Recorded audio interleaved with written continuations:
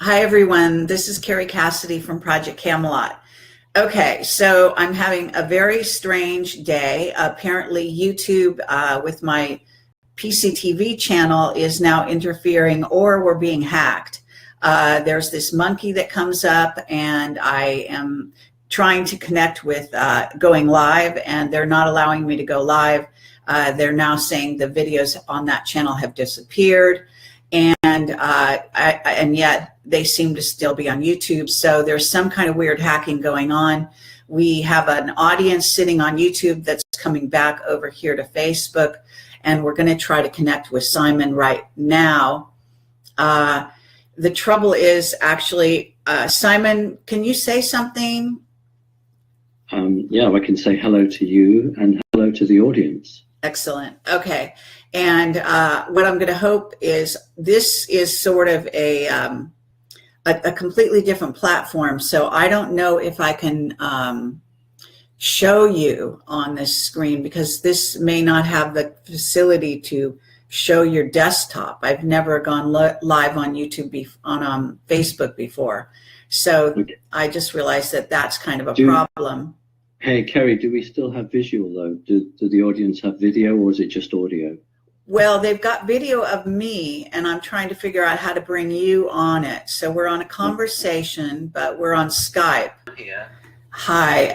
Okay, now you're on a different computer altogether, and I'm going to try to, but anyway. Okay, Simon, it's lovely to have you on my show. This is completely bizarre, but YouTube seems to have stopped working, at least for the moment.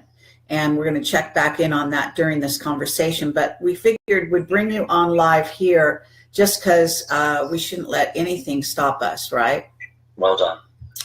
So why don't you go ahead and we were going to talk about the Mantid agenda. That's one of the big subjects here. And that was because Brett Stewart had done a remote viewing, and the reason his remote viewing even matters is that Brett Stewart and his team got excellent results when they viewed the Nazca aliens, and so that's why we really want to be able to talk about that, because they were dead on before Gaia TV and their investigative team came up with answers. Brett Stewart and his team, which was a very small team, just him and one other person on that particular story, got bullseye, everything checked out in terms of the real world. So that's kind of a unique situation in which a remote viewer has gotten, real evidence that their remote viewing is accurate.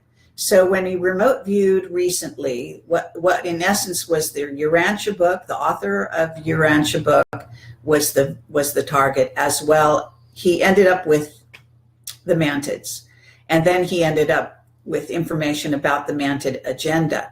So that is a really interesting story. I don't know if you saw his YouTube. It's about 20 minutes long. Did you have time to see that? Yes, I did. You very kindly sent that to me, and I watched it. I watched it today. Excellent. And so just wanted to get your feedback on it, really. What were your thoughts? Well, I think one of the reasons we are being so heavily hacked today is because maybe what I'm going to say. Let's talk about the Urantia book. Oh, by the way, Kerry, if we lose communication, if the other person can let the other person know. Okay. Okay. Right, the Urantia book. I don't normally make notes. People who know me well, go to my conferences or watch me on podcasts, will know that I generally don't make notes. But I've had to make notes simply because somebody in the last half an hour sent me a YouTube video which I wanted to look at and make notes for this. I want to talk about the Urantia book. I have grave concerns regarding this remote viewing, and I want to tell you what those grave concerns are. The Urantia book was actually published in 1955 by the Urantia Foundation, and it was called the Urantia book. In in one of the sections, it talks about, I'm going to do it word for word, it says, your world is called Urantia, and you are in the planetary system of Satania. That's S-A-T-A-N, Satan, I-A, Satania. Then on another section, it says, the grand universe number of your world is 5,342,482,337,666. 666. Now, any book that gives a number of 666 and the word Satania, S-A-T-A-N-I-A, is a book that I wouldn't want to use, and I fully understand what that book is about. And this is all documented. People can go and look this up and they'll see that what I'm saying is truthful. So I have grave concerns about the Urantia book. That's my first point. My second point is that half an hour before we went on, one of our listeners sent me a video, which is readily available on YouTube, and it's called The Mantis Extraterrestrial, Everything You Need to Know. I'm going to repeat that. Mantis Extraterrestrial, Everything You Need to Know. Now, I have grave concerns because there appears to be, in the presentation of Brett Stewart, there would appear to be lifting directly from this YouTube video, and I'm going to give evidence of that. At the 1.56 minute mark on the video, there is a drawing extremely similar to the drawing that Brett Stewart uses in his presentation. And at the 9.30 mark, he uses word for word the presentation, which is along the words that they wish to conquer rather than see human ascension. So I have grave concerns because there appears to be lifting directly from this video. Also, it talks about mantis having oily skin. He said that. Extra joints on their necks and their arms. He said that. And I'm shocked, actually. I'm shocked. So Simon, yep. Can I just break in here, asking you which came first, Brett's viewing or this so-called website? The website pick was 2017. Okay, so it was a year before. That's very, very interesting. And, just let me also say for the viewers that Brett is very well aware that we're doing this discussion today, and he is going to come on my show to discuss his viewing. He's traveling at the moment, but in probably the next few weeks. And he is an admirer of yours, by the way. Well, I guess you know that. Right. Let me make it clear. I've actually gone on public record as saying that his work is good. I've said that. I've said that he's very accurate. And this is not a criticism of him. Anybody who knows me knows that I don't do that. That's not what I'm doing. What I'm saying is that I have issues with this particular piece of work. I have issues with this particular remote viewing. I don't have issues with Brett Stewart. I have issues with this, and I'm giving evidence as to where those issues are. Okay, in the drawing that Brett showed, he showed this creature. Can you see that? I've just drawn that drawing. Yes. It's not the drawing, it's my representation of what I saw. Now, Brett does use the word mantis-like, and occasionally he uses the word mantis. This is what the mantis actually looked like. Okay, that's the mantis. This is not a mantis. This is called by the United States military an insectoid. They're very different. Very different. The big thing here is in the drawing that Brett's done, it's got antennae. It's got strange tentacle-like things coming out of its mouth, and its eyes are very different from this, which is a mantis. So that's the first thing I want to say. The second thing is interesting because Brett's team seemed to remote view a spacecraft of this shape. Triangles or pyramid shapes we associate with the Greys or with the secret space program. Mantis use a craft that's teardrop shaped like that. So that was an issue for me. So what I think is that Brett has remote viewed a being which is not a mantis. It is an insectoid. And James Forrestal, the very first United States Secretary of Defense, who was Secretary for the United States Navy prior to that, and died in very mysterious circumstances, he was actually taken in about 1947, 1948 to a crashed craft that contained insectoid creatures almost exactly like the ones that Brett has drawn.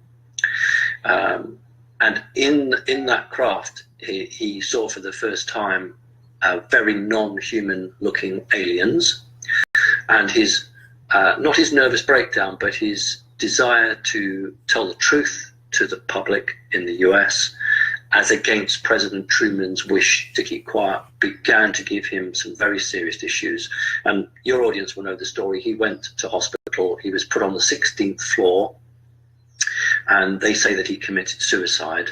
And there are great grave issues here because broken glass was found on the bed. There were some reports of a dressing gown cord that had been put around his neck, but that was later dropped. But one thing I wanted to talk about that's not widely known, when James Forrestal was taken into hospital, supposedly suffering with overexhaustion, Dr. Rayner, who was the psychiatric doctor who saw him, and I'm going to quote exactly, said, and this is a quote, Dr. Rayner said, "We considered electric shock treatment, but thought it better to postpone it for 3 months, as there is a grave danger of suicide. So, strangely enough, we left that out." Strange, because that's actually what happened. So they wanted to give the guy who was in charge of the defense electric shock treatment, knowing full well that it could produce suicide. And then they said, well, we didn't give him the electric shock. But what caused all this was the alien spacecraft, which was either brought down or crashed, which contained insectoid beings, not mantids, insectoids, which is exactly like the creatures that Brett has drawn.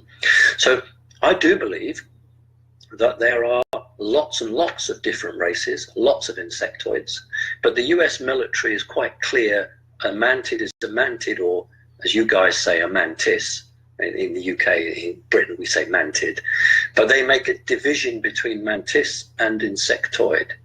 And the US military is very, very wary of insectoids and is more used to dealing with the mantids. So I think that what happened is Brett has identified these insectoids and has perhaps seen a few videos and therefore used the term mantid when it's actually incorrect. So I'm not at all criticizing the remote view. What I'm saying is those ain't mantids, those are insectoids. Okay, very interesting. Well, we'll have to pursue this further in the future. But thank you for that. Very, very interesting. I myself have doubts about the Urantia book, actually. And that doesn't mean the whole thing is bogus. It just means that there may be some issues there. So I appreciate your point of view on that as well. So at this point, and kind of, I guess I can come into the frame here. This is, I don't know if you can see what we're doing here, but it's quite. No, I've still got just got your ordinary picture up. All right. So we're kind of, I'm trying to broadcast at the same time, have you on the screen. So it's quite a strange, and I've got you on a different computer, and my computer is anyway, it doesn't matter. So, sure. In a few minutes, I'll try the YouTube and see if indeed they're honestly trying to give me back my channel or not. And then we'll just deal with that, because the logistics here are not perfect. But at any rate, it's great to be able to, there were a number of people sitting by to hear the live show. And Neil, my partner, has put the link directly to come over here. So I think they did come over. I'm assuming they did. And then we will put this live on, this recording on my main YouTube channel, which is still what I would say is the establishment, the elite, have no right to prevent information going to the public, but that's what they do time and time again. They wish to stop the truth reaching the public, and this is how they do it. And to me, it's ridiculous because it's just confirming the truth. You know, if they left it alone, then people would say, well, you know, it was a fair run. But when we're hacked or we're stopped or we're interfered with, you have to ask the question, why so? What is the point of that? Why are they trying to prevent information going to the public? And you know, I'll leave it at that. Exactly. So in terms of what else is going on here, I do want to get an update on many subjects that, you know, as we do and have had you on the show a number of times, and you do a great job. So if we can run down sort of a laundry list, and there's a lot going on out there in the world. So in terms of, to wrap up this Mantid agenda, could you, in your understanding, tell me what you think the Mantid agenda is at this time, and then we'll move on to these other subjects. Sure. The man, in the true sense, not the insectoids, the Mantids actually want humanity to ascend. Unlike the Greys and the reptilians and AI, which actually want humanity to be bottled up and held in the position of slavery.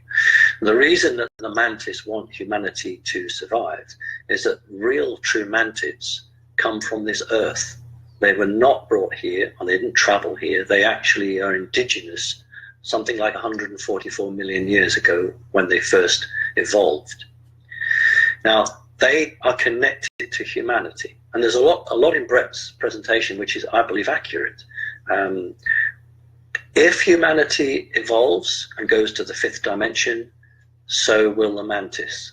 Unlike the reptilians, which will be trapped in the fourth, and the Greys, which will be stuck in the fourth. The Mantids have every reason to see humanity evolve. They do not win if we are stuck in the third dimension. They don't get anything out of it. So again, I can only speak for the creatures that have associated with me. I can't make a generalized sweeping statement, and I wouldn't ever dream to do that. So all I can say is that the beings that have associated with me, I'm over 50 years old now, so it's more than 50 years in my lifetime, have been consistent and have been reasonably open. I don't expect them to be 100% open, but they've answered every question I've ever asked them. And I have never seen anything that's worried me. Unlike reptilian encounters, I've seen plenty of things with the reptilians that have concerned me, as with the Greys. And so I can only speak from my own personal experience, which is that the true Mantids, not the insectoids, have a much more positive agenda as far as humanity is than almost any other non-human group. Okay, well, I can say that I interviewed Mark Richards for the 8th time recently, and just released that interview online. And he says that the Mantids are working in a positive way, as are the Raptors with the U.S. military. So that's what he has to say about the matter. So now to move on to other subjects, Syria. The chemical attack, which was not a chemical attack, and has been proven by Robert Fisk, an excellent journalist, as well as others who went to the site. Anything that you would like to say about that attack, whether there's actually a coup going on, if there was dissension within the military of the Trump administration, whether he's really in control, what's going on there? Any thoughts? Sure. Yeah, he is in control, and he didn't have a wobble. Take you back in history. The United States, not as an individual, as a president, but as a country, as a superpower, set itself up as the policeman of the world. The United States is known and seen by every nation on earth as the policeman of the world. So when the cabal managed to put across a supposed gas attack or chemical attack, it put the American government in a position that it had to be seen to either deny it outright or to act. Because of the recent poisoning of a guy called Schiphol in Great Britain, tempers were very high right across the diplomatic world. And a number of advisors went to President Trump and said, we've got to be seen to do something. If we don't, then the United States will lose its ability to project its authority in any country in the world. Right, so what happened was Trump said, okay, we'll strike 3 targets, and these targets will better be military bases. So that was arranged. The Russians, through President Putin, then made it clear through the Russian ambassador to the United Nations that if any Russian personnel were killed by American missiles, Russia would consider itself at war with the United States of America. Now, during the Cuban Missile Crisis, we never even had that. So that's what's said. Now, everybody went scurrying away, and what happened was that President Trump phoned President Putin and said, you've got 24 hours to move all of your assets out of these locations. This is where we're going to strike. Putin said, that's fine. You give me time to move my men and equipment out. Not one single Russian soldier will be killed. Therefore, we don't have an issue. So both Putin and Trump had an understanding and an arrangement. They organized it. They both realized that President Trump was in a very difficult position. He had to be seen to act. Now, the fly in the ointment here is that an element of the Israeli Kabbalistic government then used that as a cover to attack other places in Syria, and to try to cover it up as all a part of that one attack. In terms of the Americans, they used cruise missiles, but the Israelis used missiles from, I beg your pardon, 3-4 bombs from an F-15 fighter. So that's what's been going on there. So Trump has not caved in. He was outmaneuvered by a diplomatic position, so he had to act. Very interesting. Okay, so in terms of the Salisbury attack, I'd also like you to address that if you don't mind. And my understanding is that there is a nerve biological warfare organization company in that area of Salisbury, and that's where the so-called nerve agent came from, and that this person and his daughter were attacked, that they are okay at this time, and that there was a cover-up and they tried to pin it on the Russians. What is your understanding? The mistake that the British government made was that it came out categorically said that the Russians were behind it. Now, you don't make statements like that unless you can prove it in a court of law. And basically what President Putin did was turn around and said, you prove it. And then there was a lot of backtracking from the British government because they realized that they actually couldn't prove it. The Russians have stockpiles of this chemical agent. So does every other major country in the world.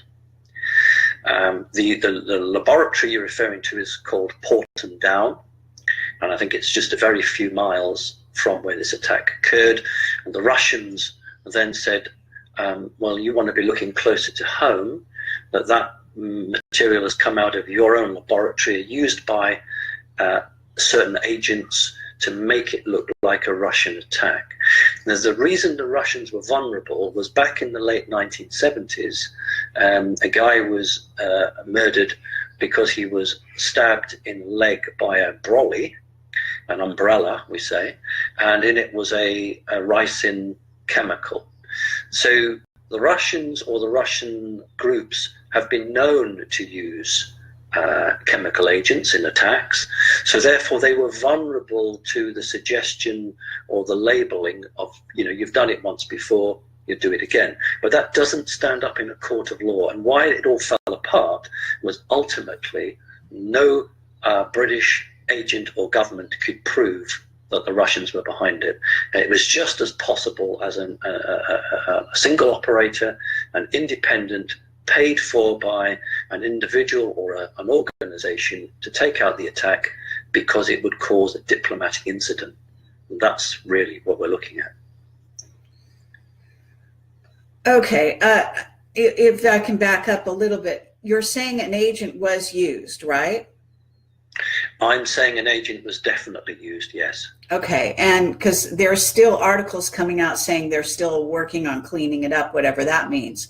But there was also this issue of, in essence, collateral damage, which meant that there were several other people, and we don't probably even know for sure how many, that were affected by this agent, and that this is very sloppy work, even by someone who's attempting to take somebody out, I suppose. Because what came back to me from my secret sources was that Putin is very accurate, that he doesn't have collateral damage. If he goes after somebody, he kills that somebody, and so on. That is at least what I was told. So how can you explain that collateral damage issue? Because the agent that was used had no experience in that particular material. It was also expected that it would kill the agent. And therefore, the agent wouldn't be able to speak. The agent was told to use this material in a set way, which was unsafe. But the agent had no experience of it and followed the letter of the book. Okay, so did the agent die? That I don't know. Oh. I honestly, truly don't know. Okay. All right. Very, very interesting. All right. So let's move over to North Korea and South Korea, and why all of a sudden there's an about face by Kim Il-jung to suddenly be doing business with the West. And I believe it has to do with rare earth minerals that have been found in Korea that can be used for space travel.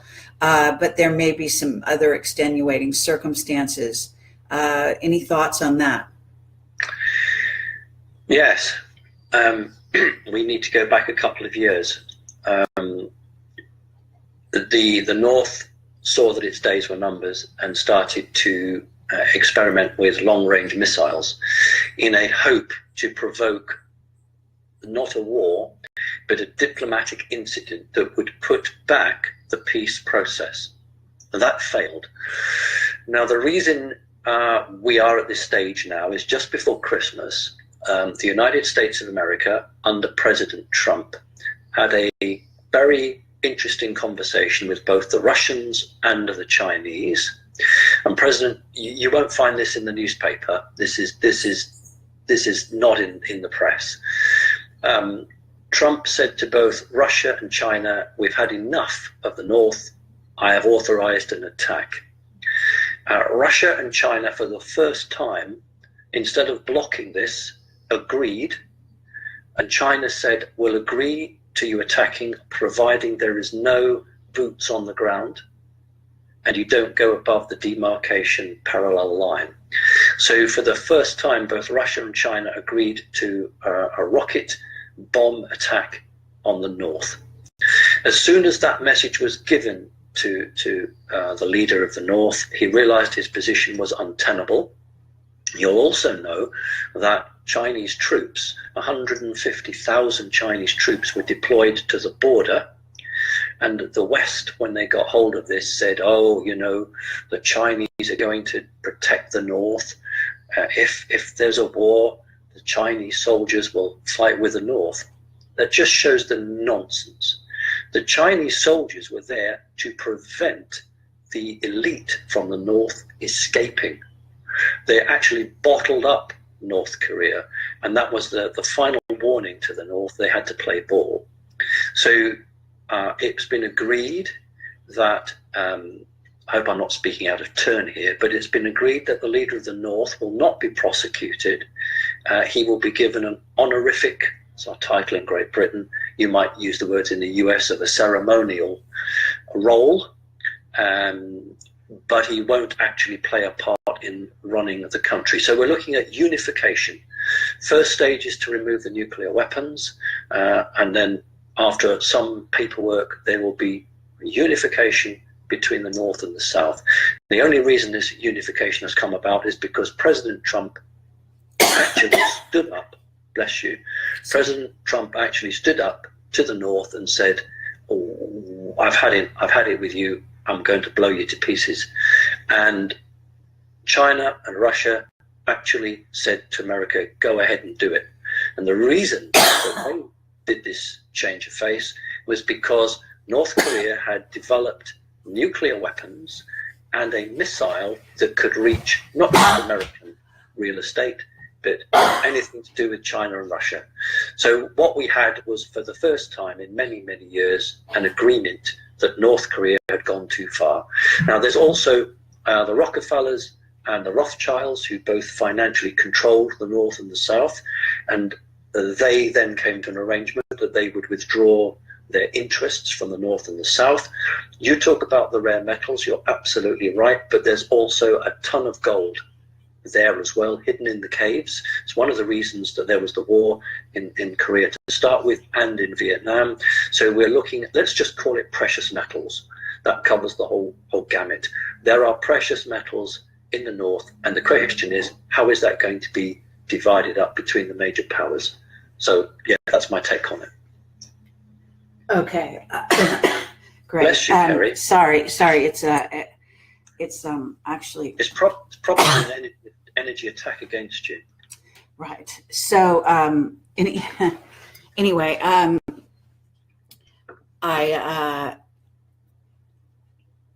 wanted to know if you. I don't know, how much you pay attention or hear anything about my work, but recently Mark Richards actually leaked something that was very, very interesting, and it is about North Korea, and maybe this is why I'm what's happening. They're attacking my throat chakra is being. Yeah, that is a satanic attack on you. Okay, I want you to really just protect yourself now. You've got a lot of love from all of your audience and me, and this attack just has got to stop. It has just got to stop. Okay, thank you. So what happens is, he said that North Korea and China have a problem. They need to get rid of population. And he gave numbers. He gave very specific numbers. I'm not great with numbers, but I think he said something on the order of 10 million in North Korea and something like 100 million in China. And that they are looking for a way to do that, where they won't be obviously found out. And Mark is trying to prevent this, obviously, by outing this information. And it's interesting timing that he told me this it was late March. I went to Egypt, and so I wasn't able to release the transcript and the video until April. But so that is a very interesting piece of information. I don't know if you've heard it. This new sort of move does seem to interfere again with their plans. Maybe I'm not sure what you would want to say about that, but I just wanted to throw that out. Now, I know that you. I've met Mark Richards' wife, and as far as I'm concerned, they're incredibly genuine. I've never met the man, but I've met his wife, and I follow the work. Thank you. Absolutely convinced that he should not be in jail. He should be released immediately. So I didn't know that he'd released that. It broadly matches information that was available some years ago, although the numbers are new to me. Certainly I was aware that they were looking for a reduction of people in that location, but no numbers had been given. So that in itself is interesting. That's something I'd had a few years ago, and you've just said something which clicks onto that.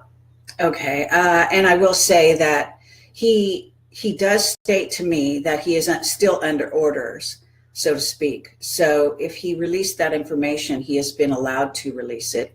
by the people that he reports to. Just for the record. I would link this back. I would go back to what I said, that the Rothschilds and the Rockefellers have withdrawn their interest from Korea.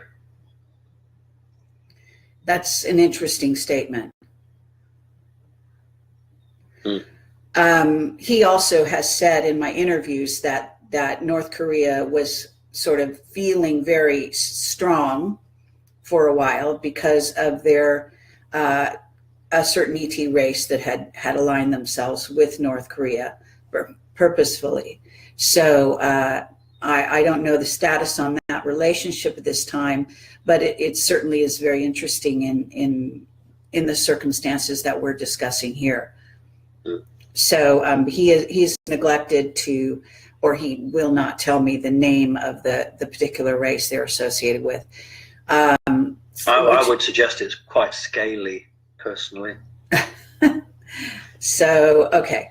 And now what I'd like to discuss is the rest of the world situation. There seems to be, I just had a person write to me, so I'm going to highlight their particular email, which is talking about this influx of immigration in Germany, which is really destabilizing the country.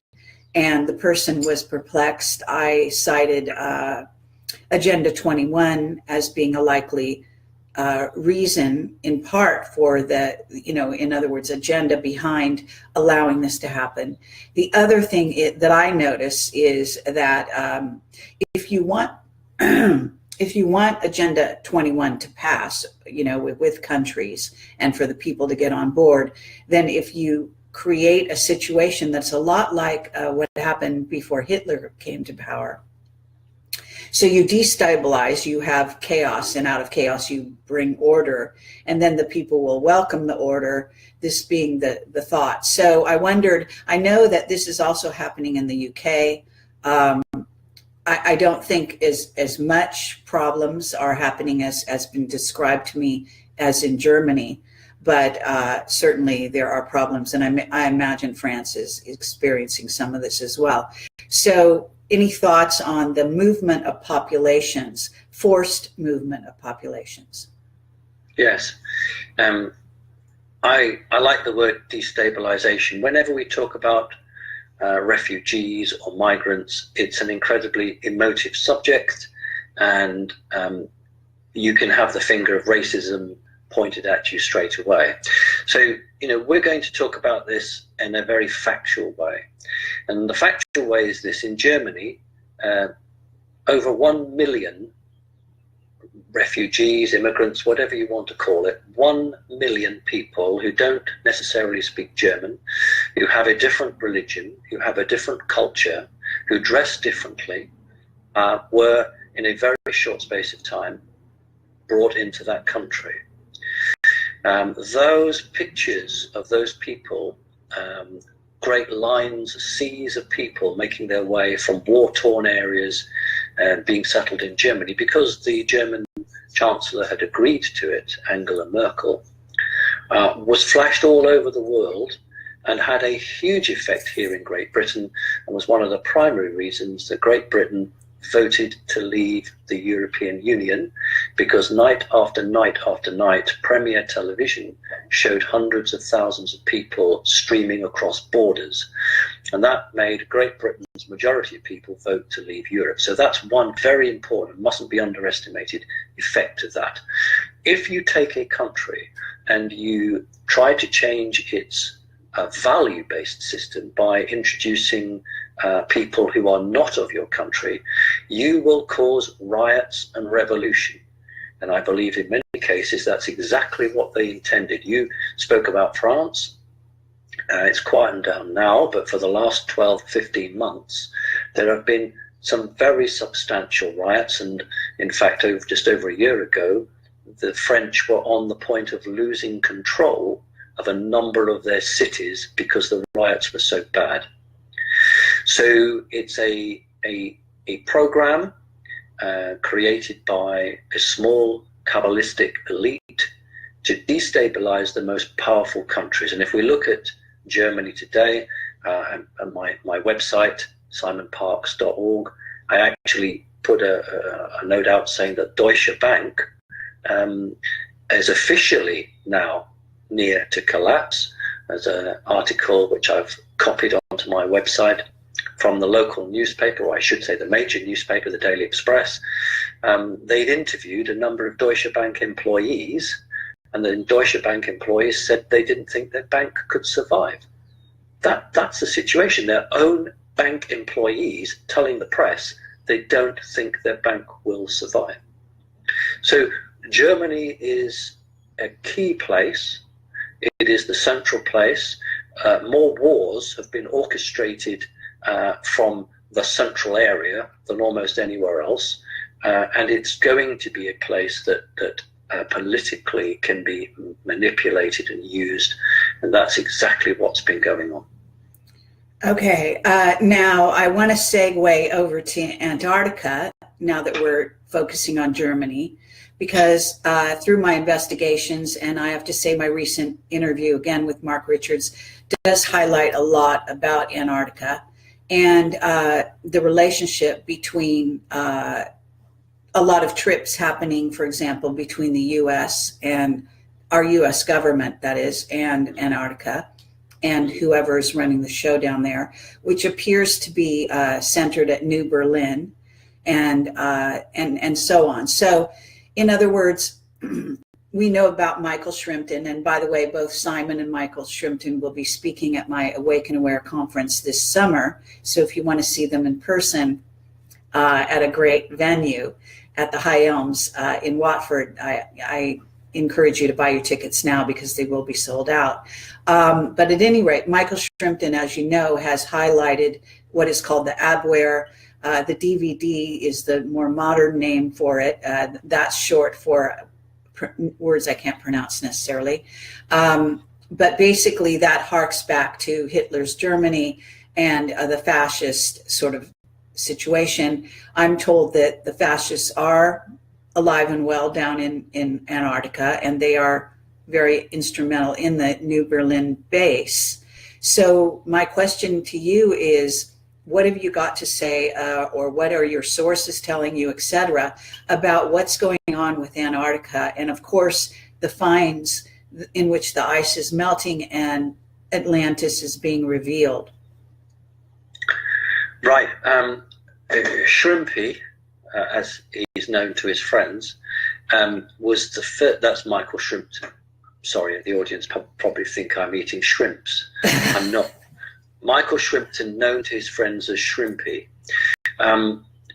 very genuine guy, worked with British intelligence, and he's the only person I've heard who knows something that I know, and that is that during the Korean War, when the United States, I think it was the United States Air Force, they changed, didn't they? They were the airfield or Air Force. They were different. I know they became the United States Air Force in the mid to late 40s.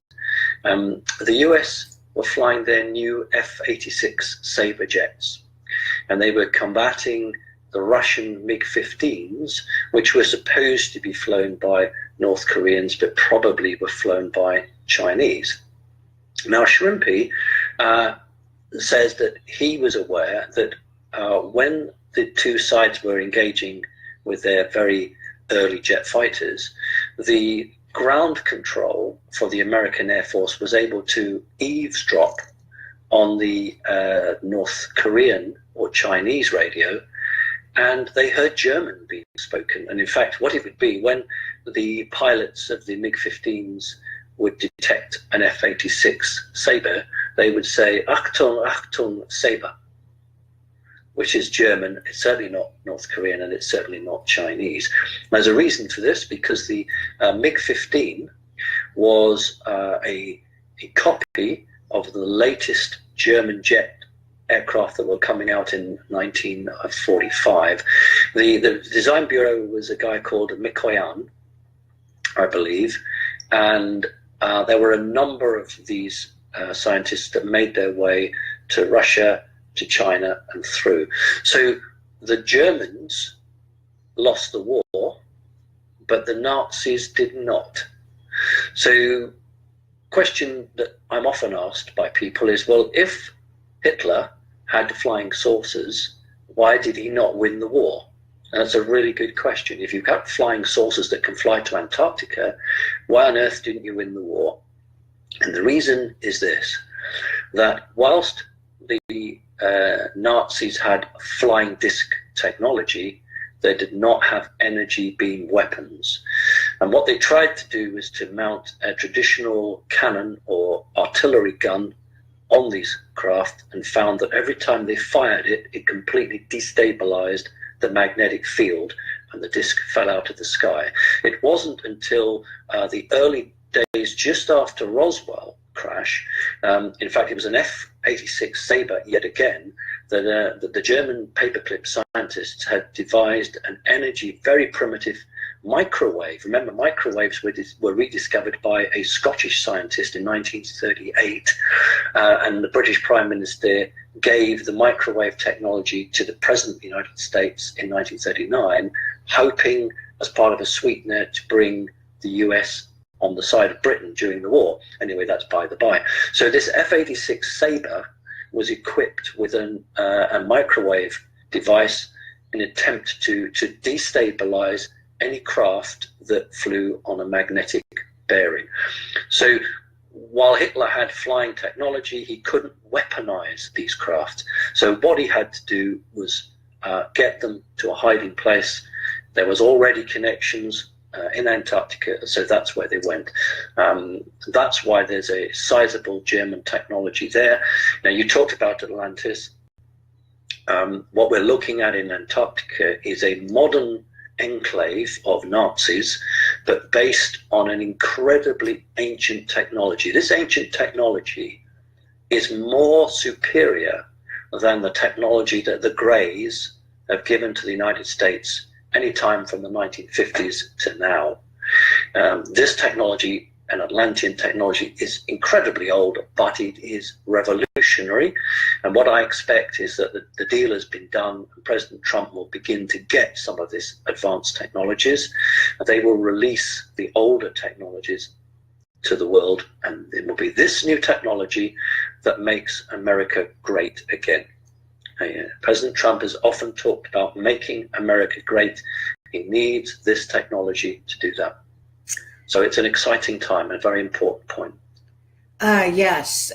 Well, that coincides with something recently a secret witness of mine mentioned. He didn't say that, but he alluded to, wasn't there an interesting relationship between the grandfather's technology that he, suppressed from Tesla, helping the New World Order in their job back in those days, and then Trump getting into power?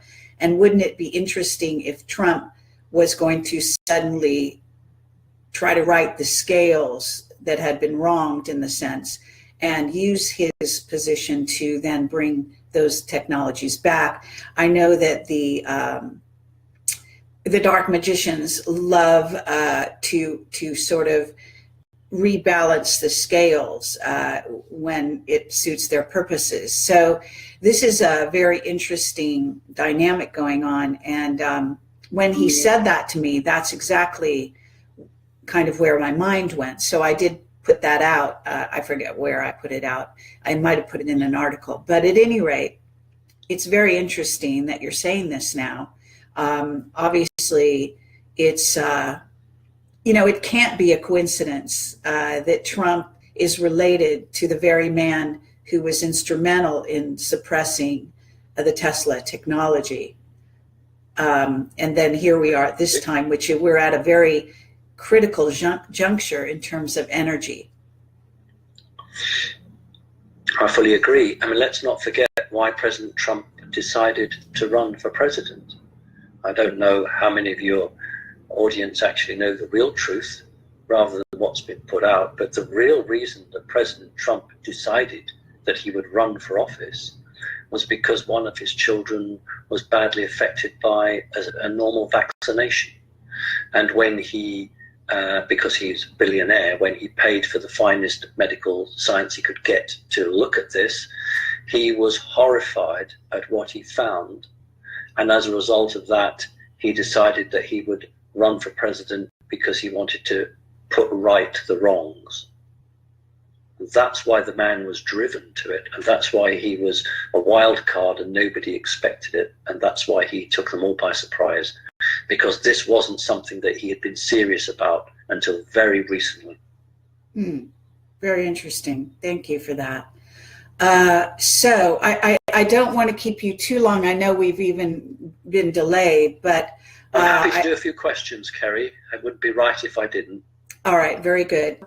I'm going to look and see if people who are chatting, and I do see a chat going by here, if you want to put questions, please put them in all caps, in part so I can read them, because I'm at a very awkward angle on this screen so that I can have both of us, or at least get Simon here, and I need to be able to see what's going on. I have to be a distance away from the computer so I don't cover the screen with my body, so to speak. It's a very awkward situation here. If you want to ask him a question, please put it in all caps, okay? And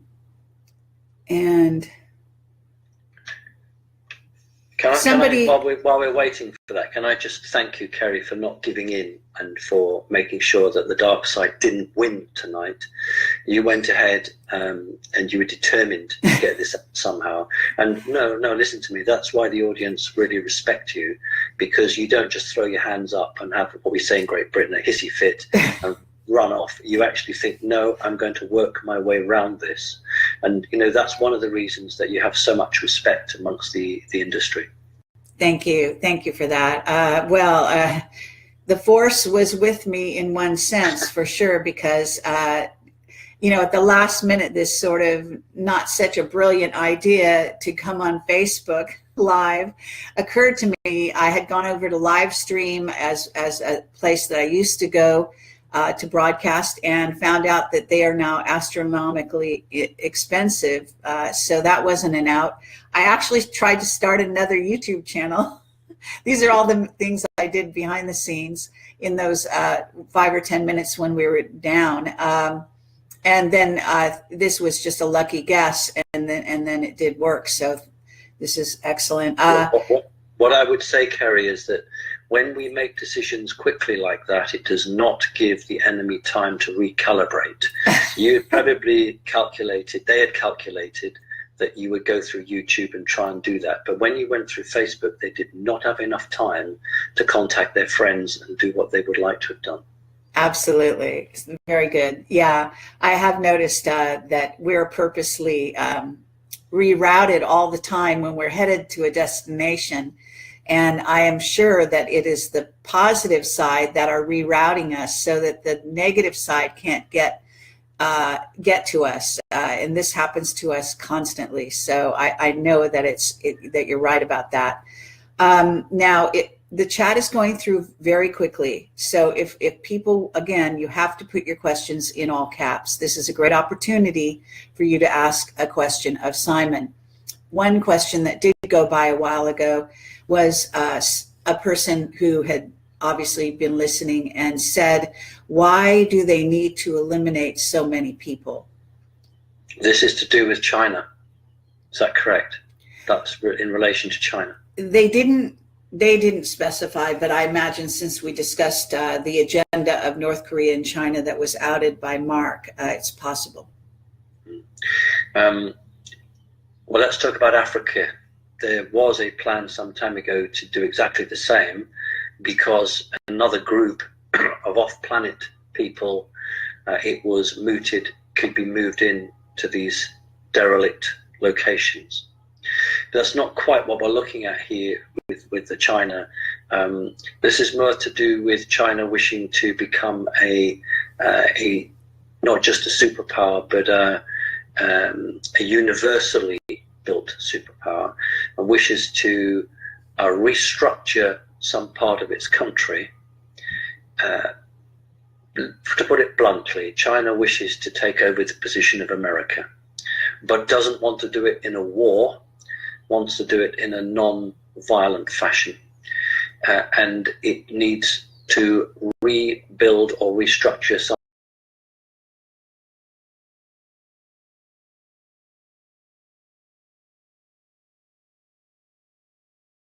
Okay. So we're going live again, and it looks like we are live again. So as I said, they did shut us down on Facebook suddenly. It looks like the video was saved. I believe it's still going to be there. But this is sort of a wrap up, and we were hoping to get questions from our audience. Obviously, that's been interfered with. The audience will make it over. But I don't know that we can really sit here and wait for that to happen. It's quite, I see people trying to log in quickly. So for those that are in the chat, if you have a question very quickly for Simon, rather than have him sit around and wait, please do ask your questions now. Trying to imagine if there's anything that we haven't touched on that they might be wanting to ask you, Simon. Is there anything that you can think of? Hold on. No, I always prefer to let the audience come up with their questions. Those questions are personal. Someone's asking something about the mantids blending in with humans. So I guess they're kind of trying to figure out, are they manifesting in this dimension? Maybe that's a corollary to that same question. Well, I have one very useful memory of being in a military facility with both British military, not American military, but that's because I'm a Brit, so I wouldn't associate with the US military as a kid, and Mantis, actually in the same place, working together quite happily, without any bad feeling between them. So there is a very strong, and Mark Richards is absolutely right, there's a very strong positive bond between the US military and the British military and the true Mantis or Mantids, the true Mantis or Mantids. In terms of blending in with the humans, nope, can't do it, because Mantis are between 8 foot and 12 foot tall, and you just couldn't do it. There's just no way. So they have to be involved either off planet or under human military bases, deep underground bases. They're not like reptilians. They don't really like to be seen above ground. Very rarely will you see a mantis above ground. Okay. Someone's asking about the planetary grid. What's happening with it? The grid is still in place, and there are still holes in it, but the grid is still in place. It's part of the what we call a lockdown, or part of the control system to prevent anybody really escaping or potentially anybody coming in. And that sort of contamination field will remain until we have disclosure and the dark forces have been completely eradicated, not just from our planet, but from this whole quadrant, this whole section. So we still have a containment area, both energetically and physically, around the Earth. All the portals, the major portals, are guarded. I don't mean portal to portal technology in terms of within the Earth. You go to Romania and then you can come out at the Great Pyramid. That's open. But what's not open is those portals that take you off into another dimension. They've all been sealed up by the good guys. Okay, that's interesting. I would like to get more into depth on that, but I think that we have so many questions here that... let's do a few questions and the audience get... it would be better. So somebody's saying something, or actually a few people, something about an event. Is there some event that you have been referring to? Can you elaborate? No. This has been talked about in very divine, feminine, spiritual circles. And I was asked this on my last radio show, I think, with Ted Maher, and asking me if I was aware of this event. It's not the same energy wave from the sun that we're used to. How the establishment would look on it is more of a solar flare. This event is a short, sharp, positive shock that I am expecting, which is designed to break some of the bonds energetically that trap humans in this paradigm.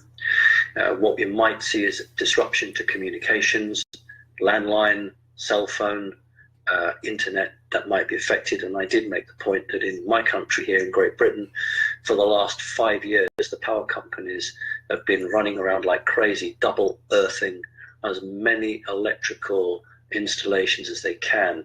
I would guess they've done that in the States. It must have cost a huge amount of money. And the only reason they've done that is they are expecting one heck of a blast of energy at some point, which from an establishment point of view will damage the communications and therefore their money.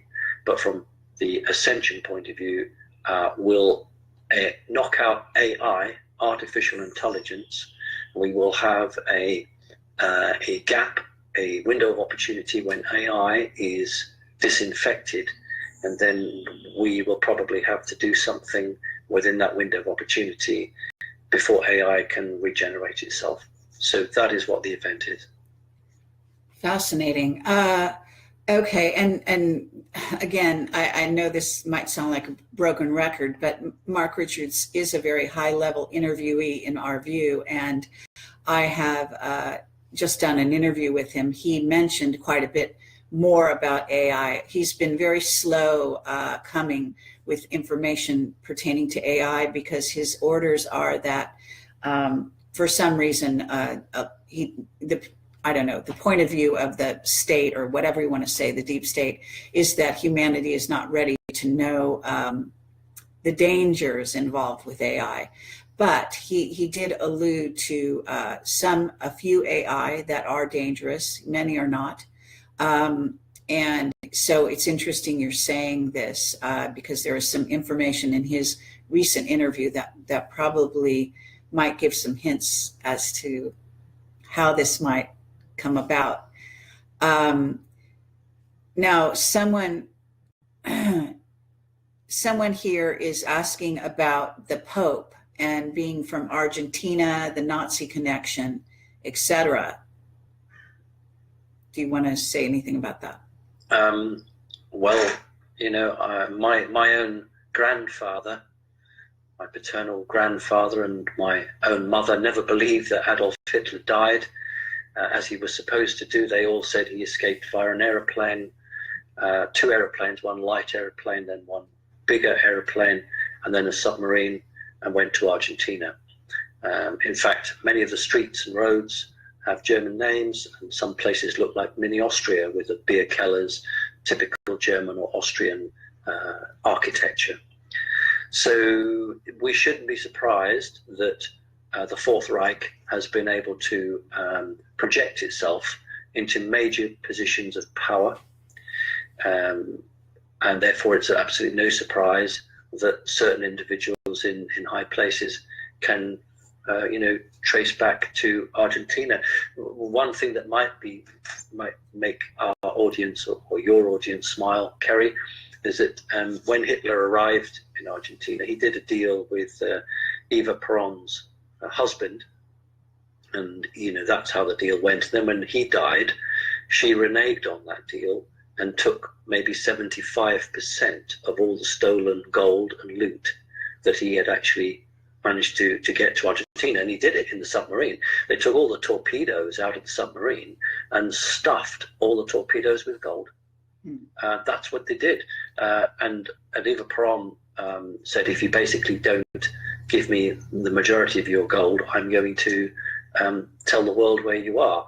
And a friend of mine, through a friend of mine, was around some years ago in one of Eva Perón's many buildings, palaces that she had, and there was doing redevelopment, and a wall was being knocked down to extend, and when they knocked the wall down, it was made of gold bars, literally gold bars for bricks and plaster board on top of it.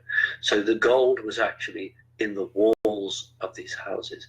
The public generally haven't a clue as to the lies and the deception. And when Mark Richards talks about the AI, the problem we've got is that there is one faction attempting 5G, or as they say in other countries, G5, which is a very high frequency form of Wi-Fi, which will allow a fourth dimensional entity to exist in that and will infect humans and will try to mass brain wipe or brain control large numbers of the population. And the reason that Mark Richards is probably not allowed to go public is because there is, as we speak, a battle being fought between the cabal group and the good guys as to what is the outcome of that. Very, very good. Okay, so I'm sorry, Simon, there's so many questions coming along here. Do a few more. If you've got your voice, I'll sit up a bit longer. Let's do a few more. Yeah, I'm fine now. Thank you for your help with that. Okay, so someone wants to know, it's up to you whether you want to get personal here, but someone is asking about Jeff Sessions, whether, I guess, in essence, who he's really working for. More interesting to me is the Edgar Hoover building.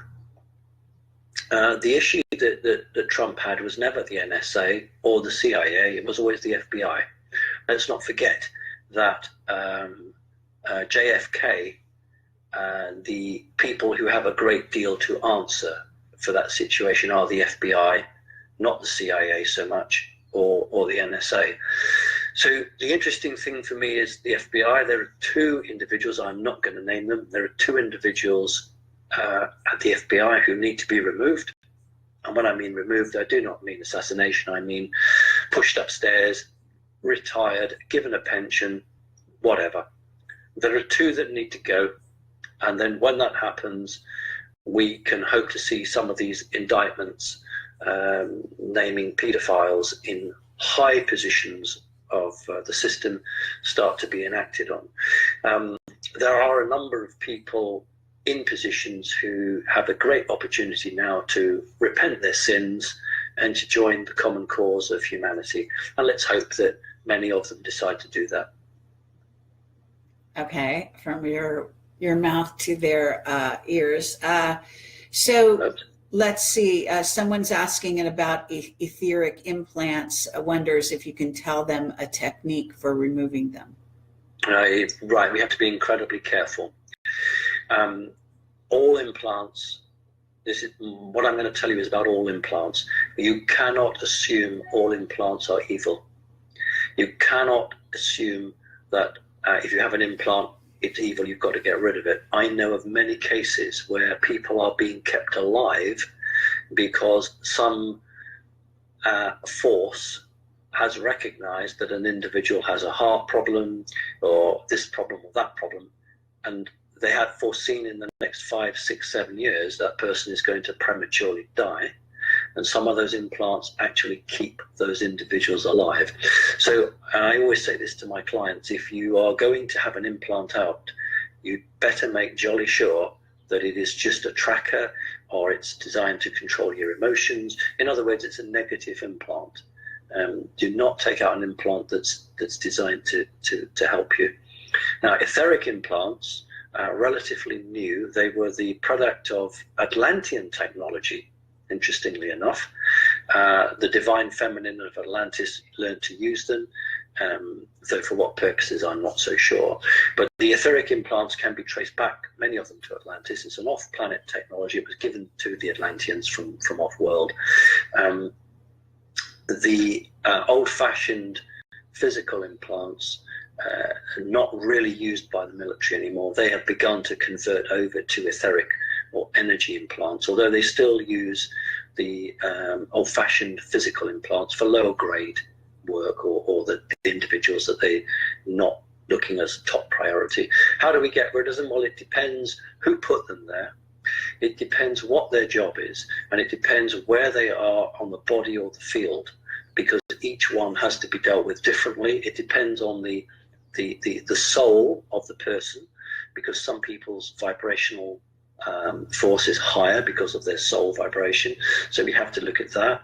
A whole heap of reasons. You can't just go in and say, right, there it is, let's get rid of it. you could cause more harm than good. Okay, someone is asking about reptilian. I think what they're trying to say is reptilian human hybrids, how to recognize them in our society. Right, they're specifically asking for reptilian human hybrids.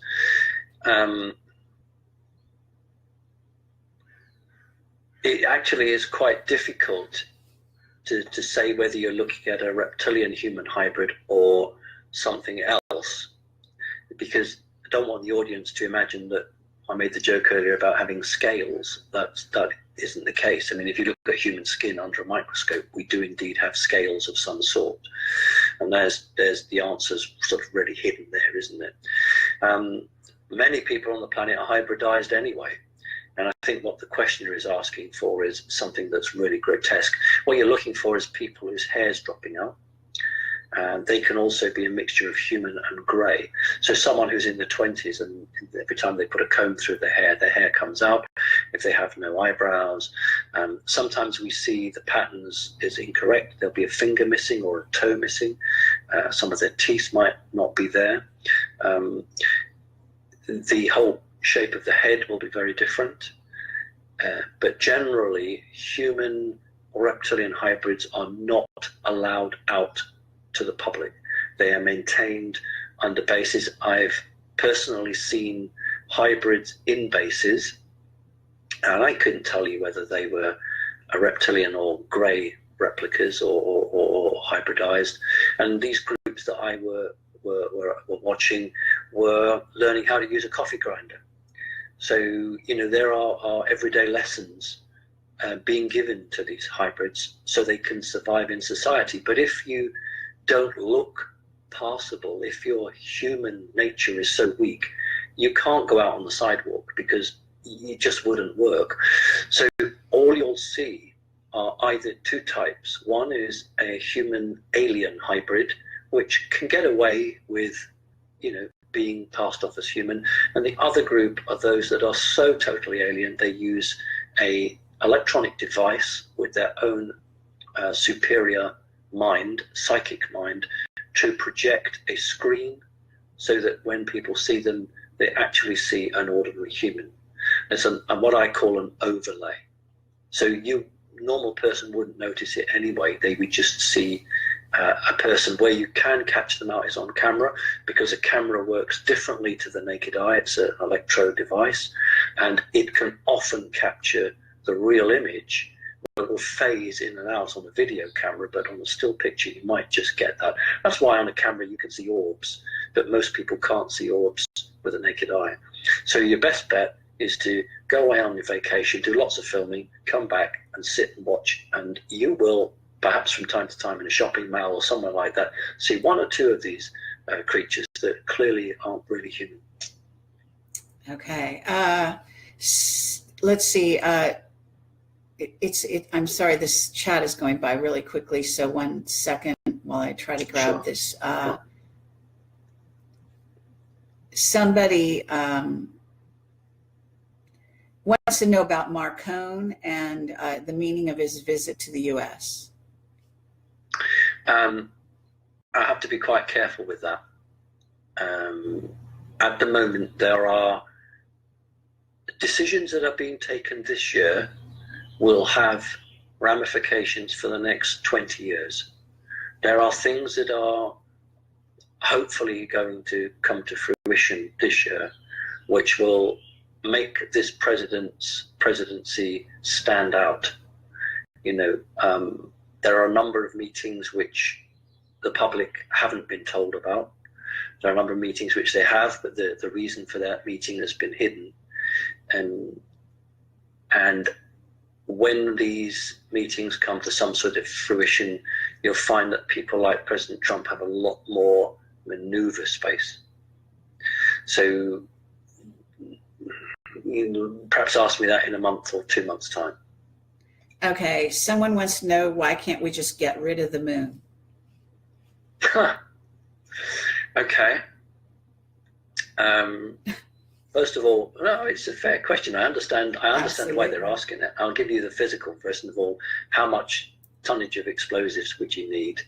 And where would it go to? Would we just be putting our trash somewhere else? The real reason, of course, is that until we have control of the far side of the moon, it's not the dark side, it's the far side of the moon, and the bases that are both on the surface and, more importantly, underground, before the moon's geographical estate is placed into the control of Earth and the Earth humans, then we can't do anything with the moon. At the moment, the moon is what it always was, a staging point, an observation platform to maintain communications between Mars and Earth.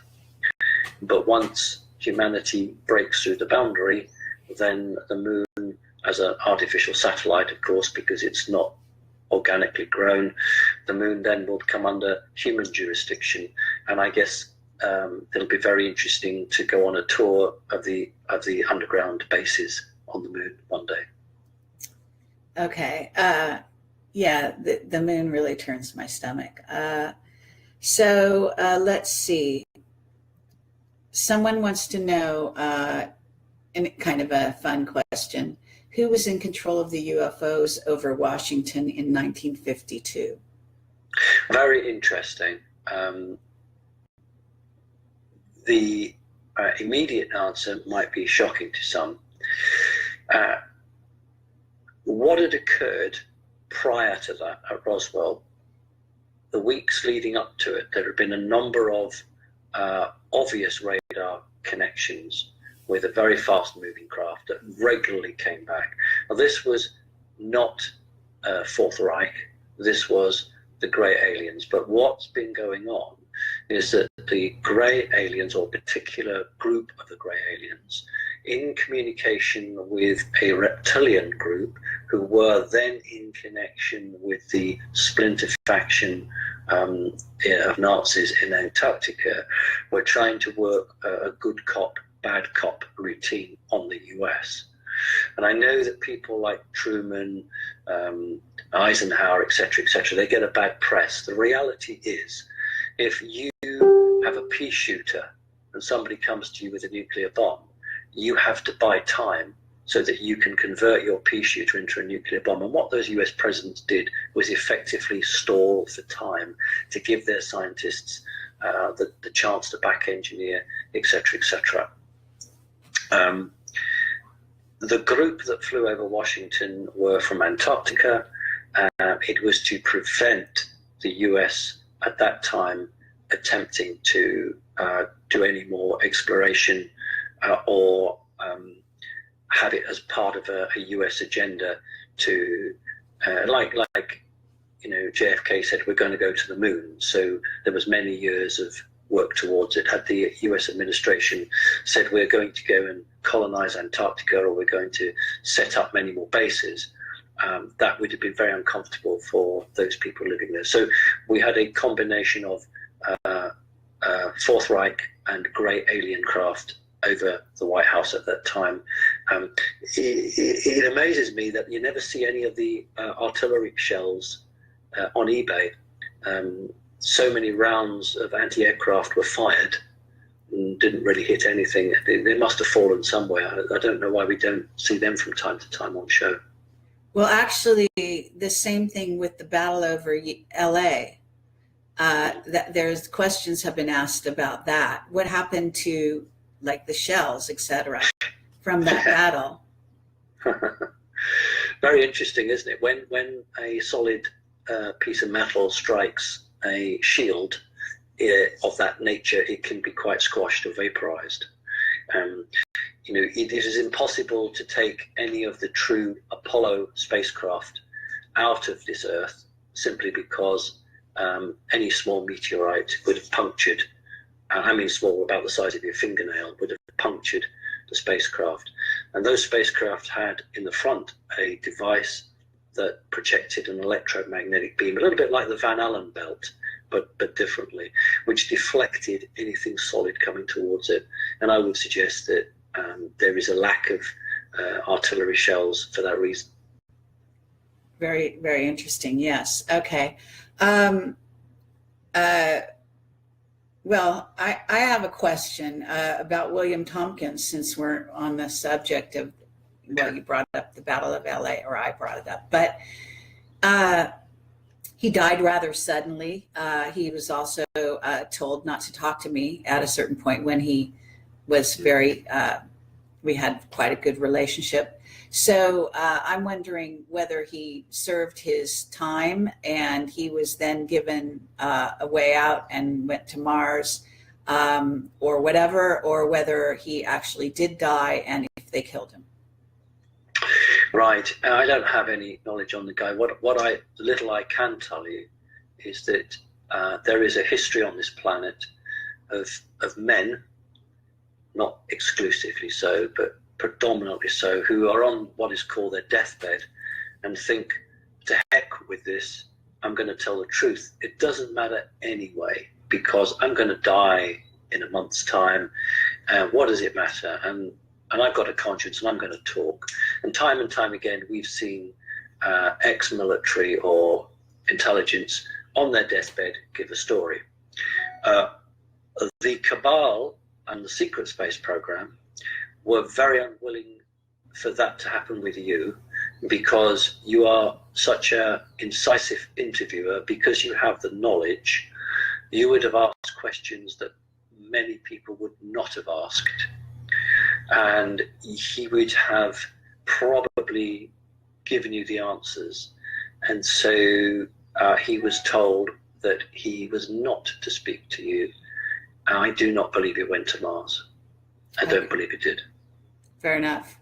Okay, I think we've gone long enough here, and okay. I really do appreciate your extra time here, Simon. I know that was quite laborious at the beginning, and I'm very hopeful that both of these videos can be downloaded off of Facebook and put onto YouTube to widen the audience. So that's our plan, and I will edit them together so they're all in one video. And thank you for being here, and thanks so much for your, dedication to serving humanity. Well, listen, thank you, and never let the evil force win. Never give in. Never surrender. Never ever allow the evil people to win. So we did this together, Kerry. We determined that we were going to see it through. You came up with a solution. Let's get it done. Get those videos up. Work through the night if you have to. Get your foot on the gas pedal. Get these things out there. Let's get the truth out to the public. Then go back to what happened with Mark Richards. Somebody said to Mark Richards, the public aren't ready to hear the truth about AI. You know what? They are ready for it. The people need the truth. I would never make a judgment that says you're ready for the news, but you're not ready. I believe in humanity, and I think people will make the right decisions. Let's give them the choice. So well done, Kerry. Well done for doing it. God bless you. All right. You too, and take care. And thank you for the behind the scenes help, and also for our partners, etc. Okay? That's no problem. See you later. Okay. God bless. Bye-bye. Bye.